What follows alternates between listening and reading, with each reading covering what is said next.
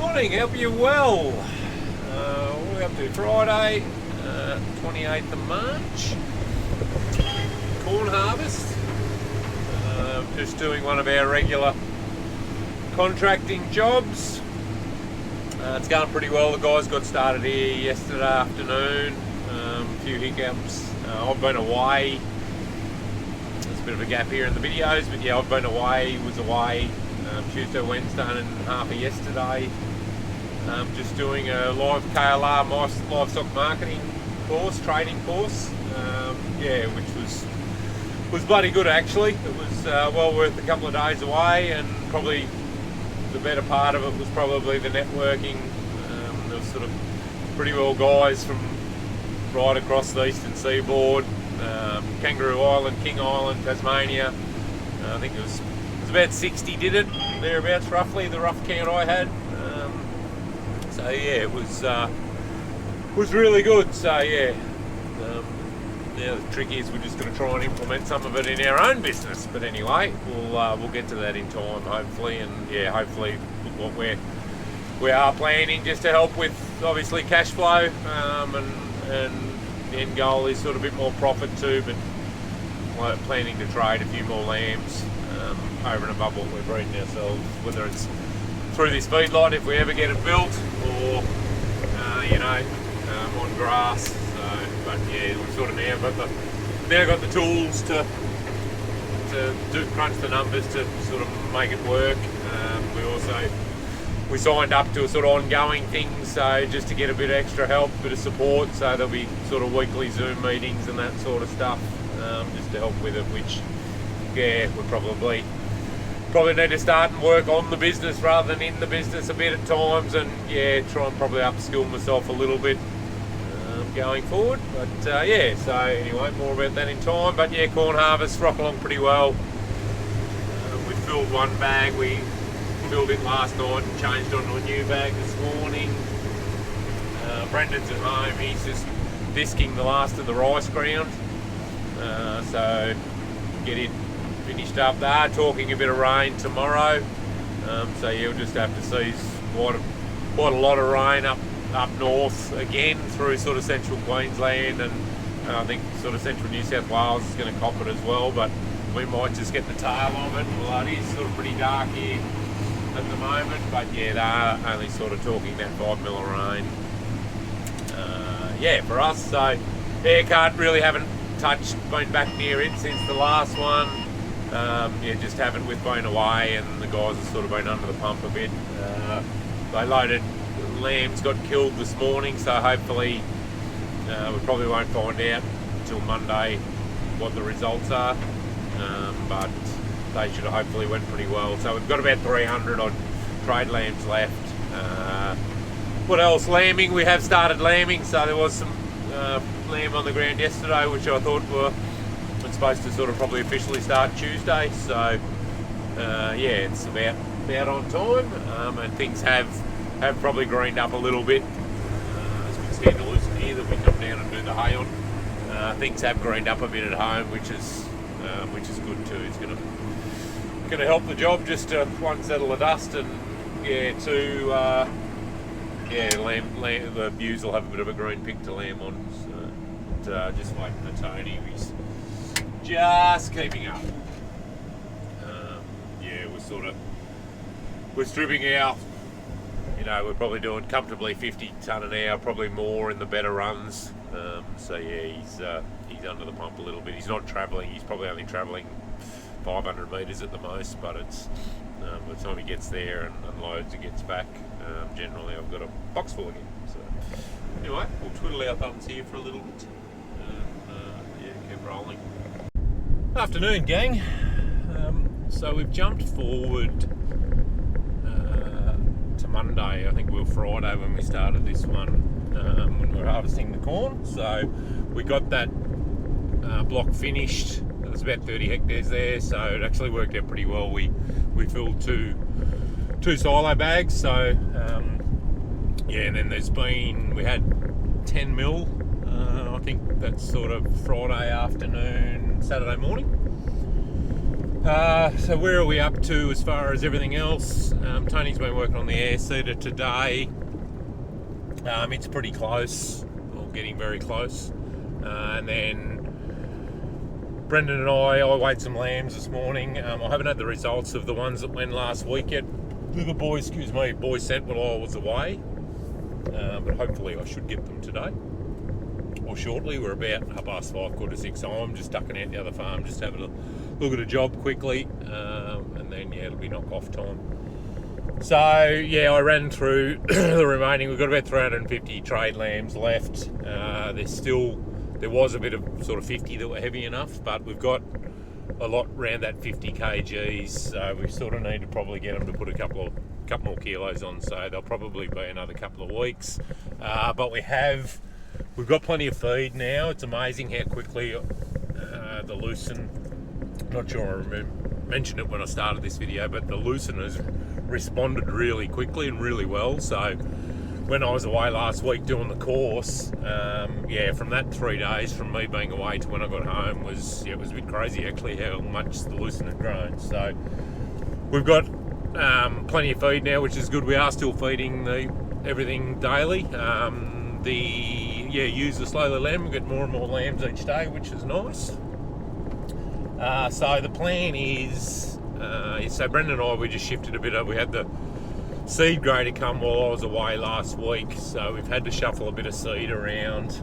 We're a bit short on silo space at the moment, so we had the veg seed, we've put it into bulker bags, and then we had to grade the wheat seed into the truck. So we've now shifted that wheat seed into the silo to get it empty. We've got 10 hectares of contract harvesting left to do that we'll get into tomorrow. The crop's not going to yield all that much, so rather than starting another new bag, we're just going to cart it back to some silos they've got down there. So that'll get tomorrow out of the road, and then we'll move back to home and hopefully all cross to our dairy block and hopefully get a start there. It's been probably 2 weeks since we had a crack there. We stripped a sample, so I'm hoping it's pretty close and we'll get it in a bag. Hopefully it's due for, it's gonna go, I think it's sort of an April-May delivery, hopefully, so we can get it shifted. So the air seeder, Tony's been working on it today. He's had a pretty good day. There's a bit of wiring left to do. I'll have a look at that and show you that when we get home. We'll get this corn harvest tomorrow, and then sort of in the morning the next morning while the dew's still about, we can get the division in the truck, and we might even be able to get someone sowing while we're sort of getting the corn harvested. There should really only be 2 days harvesting corn if we get a good run at it. So, and then obviously the later stuff will be a bit. It'll still be a month or 6 weeks away, I'd say. I did have a look at it today. So we've had about 45 mil for the 10 days, and I was thinking it may have needed another watering, but it's pretty well at black nut layer now, and there still looks to be plenty of soil moisture there, so we'll leave it alone, I think, and let it do its own thing now. But we have had, I wouldn't say a delivery because we went and picked it up ourselves, so we'll have a look at it when we get back, what has been delivered. We'll have a look at the air cart, and we'll show you what's turned up in the shed, so you can see what you reckon. But getting around here, so there are a bit of paddock action starting to happen around the place too, like sort of grader boarding and a few stubbles getting burnt and lime and gypsum being spread. So it's definitely moving into sowing season or planting season, seeding season. Whichever way you want to swing with the terminology. So anyway, we'll get round here. I'll have a quick look here and what we're going to look at, and then we'll get on. Hokey pokey. So where are we up to with the air cart? So we've got all the feed in line for the air for the small tease box. So Tony's got all that in. New bit of ducting there on the fan, so it's come up really well. The auger is back operational. The only issue with that is before it used to hang upside down, whereas now it is going to be like that. So we might have to just drill a teensy weensy little hole in the bottom there to let the rain out. You know, it's going to end up at some point in time, it's going to be parked out in the rain at sowing time. Yeah, but potentially anyway. We've got these, he's got this tower and that plumbed up. So these were the, I showed you the other day, to put the seed into the main lines. So we've just got to finish hooking hoses and that up. There's one here, that one's been hit with a hammer, and I think I was the one that did it, so it's not going together all that greatly. And yeah, just a bit of, we've got pretty much everything under here is done now. We've got the pressure lines from the bin to the box. Oh, sorry, from the bin to the metering units. There's just a bit of these just tying up out of the road. I've got one of the, I don't actually know where the barrel is off it, but that's one of the hydraulic cylinders on the tines. So we've got a bag of seals there. I think we've got enough to do a dozen at the time, but I think there's 3 there that are crook. I just need to find the outside for that because it was middle of the year when we did it, and I'm not 100% sure where it has ended up, but I think it's in the shipping container there. I got some wire to expend this wiring loom that I mentioned the other day, but it's actually, that stuff's a bit heavier than what I've got, so I might try and get some more. Yeah, so anyway, just to make sure it's, yeah, we don't want to burn it out. And yeah, that'd be a pain in the backside. So other than that, yeah, so there's one there. Brendan unhooked the hoses the other day, so that one's got to come off. He was having trouble getting the pin out, so we might have to just take to it and get it out. A bit of stuff in the tractor to tidy up, just monitors and that sort of stuff. Yeah, and just put a bit of grease on stuff, pump a few tyres up, and we're about ready to rock and roll. Yeah, which is good. Yeah, things have really greened up since the other day, since the rain. As I said, I got quite a shock of just how the loosened and grown, but it is really good weather, and like it's good lambing weather. We've been a bit fortunate the last 4 years, 5 years. The autumns are quite mild, so you know, you can imagine a lamb coming out of the oven and hitting the deck and it's frosty, or it's, you know, 5 degrees or something like that, but when it's 10 and 12 in the mornings, and you know, it still would have been 20 whatever today. Yeah, just your lamb survival rate's really good. But you know, this paddock the other day was quite bare, and now, you know, we've got loosened up 2 or 3 inches tall, so we actually probably don't need to be trail feeding the ewes, but we still will, just to give them that little bit extra energy. And we've got to check them every day anyway, but they're not, because they've got feed on the ground, they're not running to the feed cart as much as, you know, they would if there was no feed. All right, so the big news. If you've been watching for a while, you know we bought this other farm 12 months ago, and we've been belting the numbers around trying to work out what the best way, most cost-effective way was to develop it.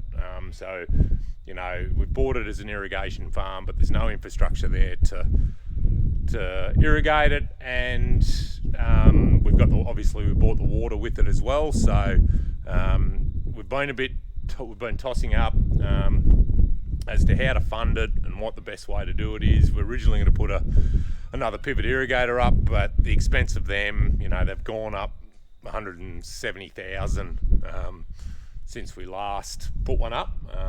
If you're new to the channel, we've got 2 T&L pivots here. They're both about 35 hectares. So the plan was to put one up about 45 hectares, and then we were going to laser grade the rest of it. So the costing on that new irrigator on that new block was going to be $370,000, so it was just too expensive for the area that it was going to do, and there's too many trees there to knock over to put a lateral irrigator up, which would do the whole 120 hectares, so we sort of weren't big on that idea. So we've been bouncing around numbers. We actually went back to the surveyor and got a farm plan done, or a couple of different models, one obviously with the irrigator and then some with some flood irrigation. And then we went back and thought, well, maybe we might be able to flood irrigate the whole lot. So that was what we come back with, and it all looked pretty good. And we were going to look, and I'll openly tell you, these irrigators we've got here, we've funded them through a rural assistance loans through the New South Wales government. So 2.5% interest rate over 20 years. That's all finished now, and we got caught a little bit with that. The plan was to put one of them in, but with changing banks, we missed the boat and they've actually closed them off. And the ones they've got going now are 5 and 10 year loans, and the interest rate is no better than bank interest. So the attraction to them has really gone.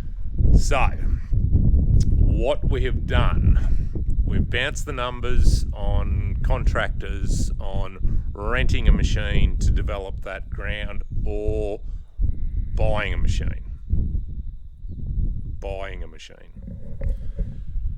I give you the solution. Well, the solution to the problem. It might cause a problem. I don't know. So,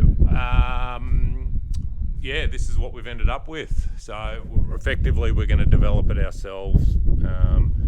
The plan is, at this point in time, we've sort of given ourselves 2 years, a 2-year time frame, and then we will on-sell the unit, and hopefully this sort of gear doesn't depreciate in value a lot. So the plan is, in a couple of years' time, that plan may change, but the plan is to develop that new block. Our dairy block, there's quite a bit of area over there that can be developed as well, or it has been lasered at some point in time, but wants probably doing again. So the theory was, bottom line is our per hectare cost to do it with our own machine was about a quarter of what it would cost to get a contractor in to do it. So even with labour and maintenance, repayments and that sort of thing. So quick rundown, obviously we're a 535 scraper, it's a HD, it's not a scraper. 500 odd horsepower. The tractor has done a few hours, but has been very, very well looked after. Look, the cabin, you could sleep in the cabin. It's cleaner than our own machines. And when I looked at this machine, it was working at the time, and I got a bit of a shock when I hopped up in the cabin and went, oh, this is a bit different.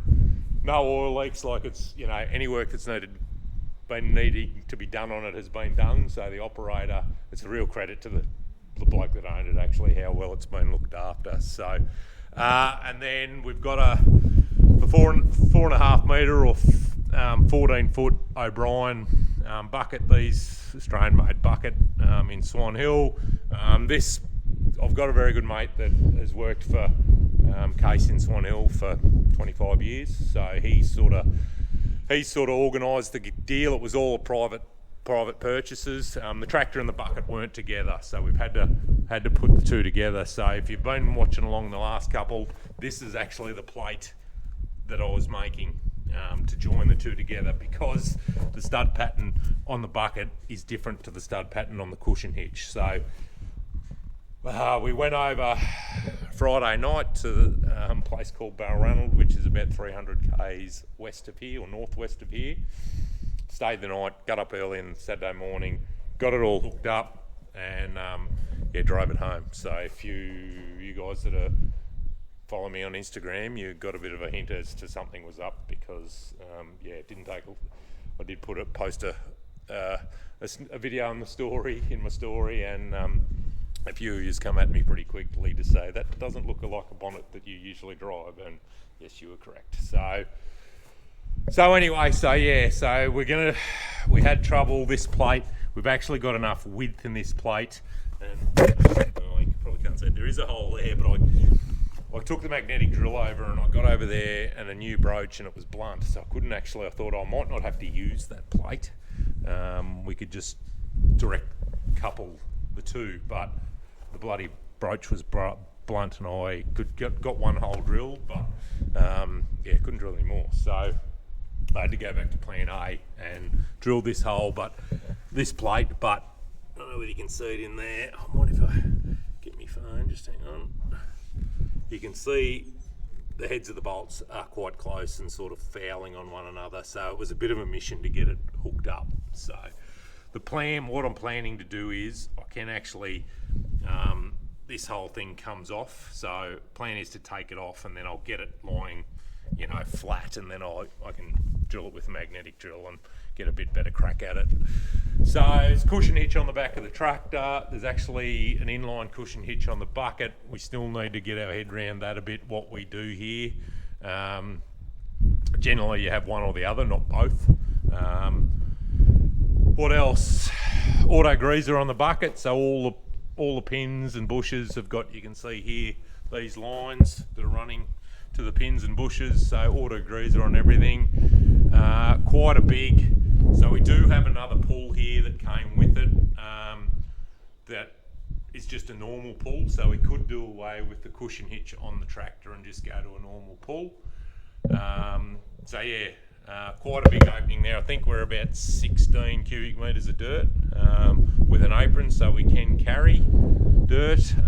It's got a what they call an ejector, so some of them have a bowl that tips to get the dirt out, whereas this has just got a flat floor, and then this back panel pushes forward to get the dirt out. Good big tyres on the back of it. We had a wheel bearing getting hot on the way home, so we've got to pull that off and just suss out what was going on there. The bucket has been fully refurbished about 200 hours ago, so pins and bushes and all that sort of stuff. When we looked at it, the guys that we bought the bucket off have got 8 or 9 of these, and they actually had one there stripped down to bare bones, so it was good. We got to actually see what was going on. Apologies for the wind. So yeah, and then set of rippers out the back here. So yeah, we can shift bulk dirt. It does have cross level, which is basically we can get the bucket on an angle for doing drains and sides of drains and that sort of thing. So tyres on the tractor are good. Yeah. So what we're waiting on, we need to obviously tidy this hitch up. We'll probably end up direct coupling. Chris, who owned the tractor, this tractor was on a bucket, so he, rather than having your male-female hydraulic connectors, which is standard on the back of all ag tractors, he's actually had plates made up and he direct couples, like, you know, thread, male-female thread, so you do away with O-rings and that sort of stuff, and you just don't get any oil leaks or sweating or anything like that. So he's actually going to get some plates made up for us. Yeah, so we can do that ourselves. The tractor did have an auto greaser on it as well, so similar to that. But he did take that off, so we're just back to manual greasing. What else? So we've got to get power to the auto greaser, which we'll do at some point in time. And the other big one is the bucket, to control the bucket. So we're going to go GPS control with the bucket. So Trimble, so we're waiting on the guy. I spoke to him this morning. It's not through Dickens Ag or Vantage in town here that we've used. Jeremy actually put me on to another fella, James, so we might even get James on the camera and just tell a bit about what we're doing and how it all works. So we'll be GPS controlled, so we'll be able to put the plan from the surveyor into the screen, and away we go. So yeah, some of you are going to probably go crook and say, this bloke doesn't have time to be doing this. And I agree with you. Wholeheartedly, I do agree with you. But anyway, so yeah, it was the best way we you know, the most cost-effective way to do it. Our new bank manager is very proactive. He's just like, you need to get that block to 100% production. And hello Nacho. Oh, air compressor's going. Need to get that block to 100% production.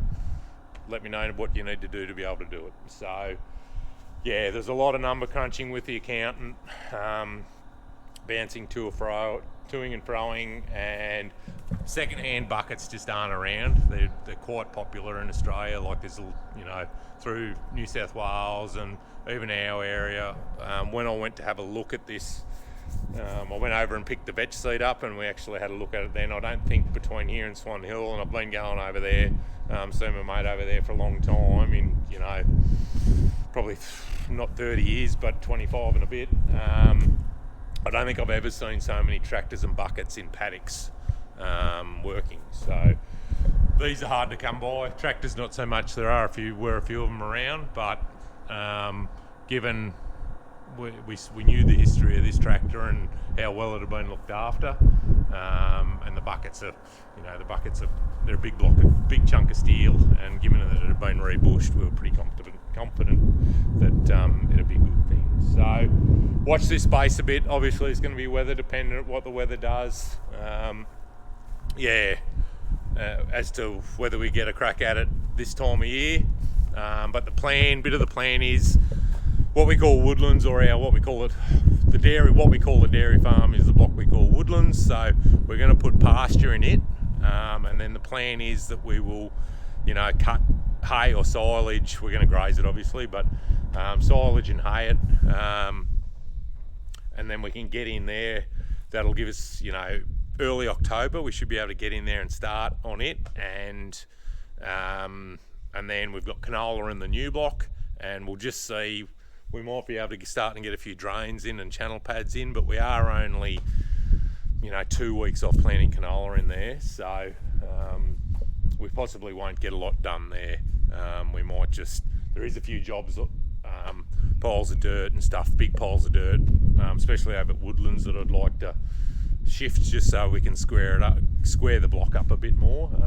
So yeah, and we don't need GPS to do that, so once that pool's set up, you know, we might be able to have a bit of a play there for a couple of days and sort of show you what it's all about. But bit of a learning curve. I've done regrading obviously with our little laser bucket Nico and the old style laser level. GPS stuff is all new to me, so it's, look, hopefully I can take you along for the ride and show you how it all works, and we can learn together. So anyway, there's always something going on around here. So, but I'm blaming you blokes because I'm going above and beyond for content creation. So it's all your fault. No, only joking. It was, yeah. It is the way it is. It's the cheapest option. We're well under the 370,000 for the irrigator. We're well under that, what it's cost us to put this unit together. So I will work out. I need the spreadsheet in front of me. I'd have to have a look, but I reckon, you know, we've gone from $4,000 or $5,000 a hectare to pay someone to do it back to about $1,200 a hectare. So by doing it ourselves, so the numbers work. So it's just obviously it's the time, but that's why we've given ourselves a timeline to get it done. So anyway, watch this space, but it is a bit exciting. So I'm sort of pretty keen to see how it all plays out. But it's going to be really good to see, you know, to be developing that block ourselves and So anyway, that might nearly do. So apologies, just being away and getting this thing home, and yeah, there's a bit of a gap in the video, but hopefully we can get back to normal transmission a bit now with corn harvest and seeding, and the pressure has, now that we've got this air cart sorted, I'm a bit happier. Like there was a bloody lot of work in doing that, and it was work that I created myself, which makes it a bit frustrating, but but good to see a few baby lambs on the ground. We'll get a bit of footage of that in the next couple of days. Yes, and they all seem to be pretty happy at the moment, and yeah, it's no rain again for another week, I think, so that'll be good. We can hopefully get our corn stripped in this week, and then concentrate on the sowing job. So, all right, thanks again. Hope you enjoyed it. We will definitely see you on the next one. Bye bye.